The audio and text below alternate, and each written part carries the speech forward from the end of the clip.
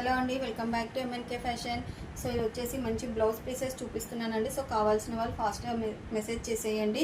So ఇవి వచ్చేసి 1 metre blouse pieces అండి. టోటల్లీ చెమ్కీ వర్క్ ఇలా సీక్వెన్స్ వర్క్తో వచ్చేస్తుంది.